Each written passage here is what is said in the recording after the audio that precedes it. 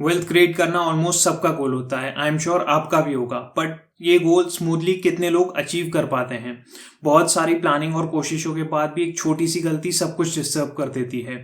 But let me tell you, wealth creation इतना भी difficult नहीं है। इस वीडियो में आज मैं बताऊंगा आपको वो पॉइंट्स जो आपको हेल्प करेंगी वेल्थ क्रिएट करने में, वो भी इजीली।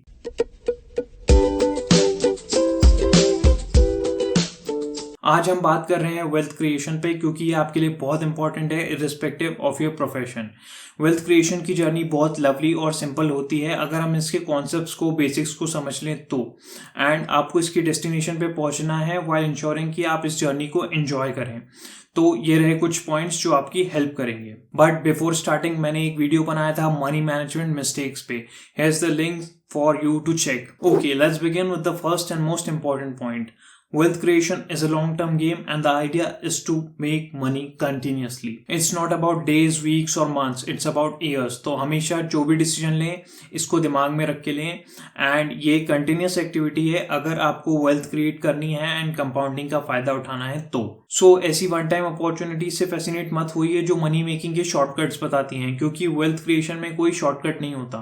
बट ये स्कीम्स आपको बैकफायर कर सकती है और आपकी जो पूरी वेल्थ है उसको इरोड कर सकती है, and that too in a short span of time. Instead आप उन अपॉर्चुनिटीज पे फोकस कीजिए जो लॉन्ग टर्म में आपको बेनिफिट प्रोवाइड करती है, प्रेडिक्टेबल इनकम के या फिर मनी मल्टीप्लीकेशन के या फिर दोनों के। Second, don't invest in the product, invest in the idea behind it. Yes, जब भी आप इन्वेस्टमेंट कर रहे हैं तो प्रोडक्ट से और मत होइए।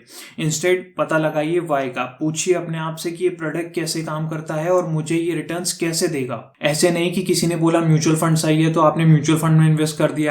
सेकंड पर्सन आया, उसने बोला कि एनएफटी बहुत अच्छे रिटर्न्स दे रहा है, बहुत मस्त रिटर्न दे रहा है, तो आपने उसमें इन्वेस्ट कर दिया। ऑलवेज रिमेंबर कि आप अगर अपने पैसों को, अपने इन्वेस्टमेंट को सीरियसली नहीं लेंगे तो कोई नहीं लेने वाला है। हमेशा पहले आइडिया को पता लगाइए कि प्रोडक्ट के पीछे आइडिया क्या है, वो कैसे रिटर्न जनरेट करेगा, उसके बाद इन्वेस्ट कीजिए, क्योंकि सारे इन्वेस्टमेंट्स एक जैसे नहीं होते हैं। Third, don't let emotions rule your decisions. Market cycle में इमोशंस का बहुत बड़ा रोल होता है, एंड अगर आप अपने इमोशंस कंट्रोल नहीं कर सकते तो वेल्थ क्रिएशन आपके लिए नहीं है। एंड जब बात वेल्थ क्रिएशन की, मनी की आती है तो फियर एंड ग्रीड ये बहुत डिफिकल्ट होते हैं हैंडल करने के लिए। सो एंश्योर जब बात वेल्थ क्रिएशन की है तो आप इमोशंस पे डिपेंड ना करें।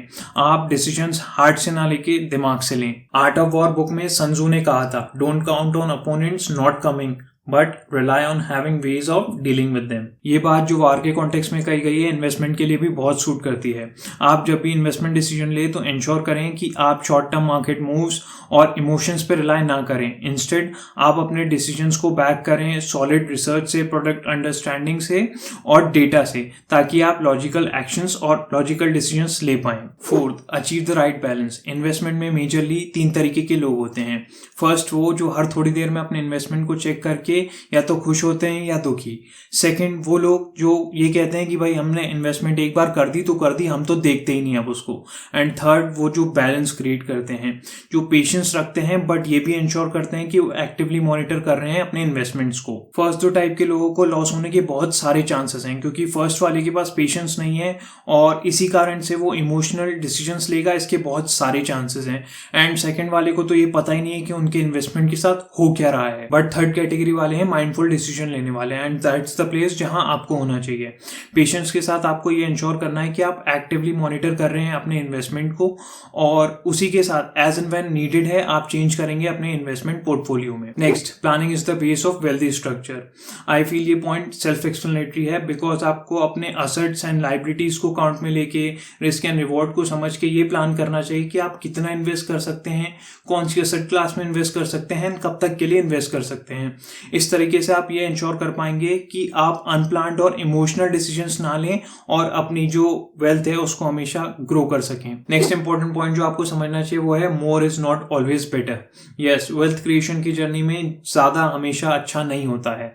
अगर कोई ऑफर आपको एक्स्ट्राऑर्डिनरीली ल्यूक्रेटिव लग रहा है तो स्टे कॉशियस बिफोर इन्वेस्टिंग, क्योंकि जैसे जैसे रिटर्न्स ऊपर की तरफ जाते हैं वैसे वैसे रिस्क भी हाई होता जाता है। एंड समटाइम्स हाई रिटर्न सिर्फ एक तरीका होता है लोगों को अट्रैक्ट करने का।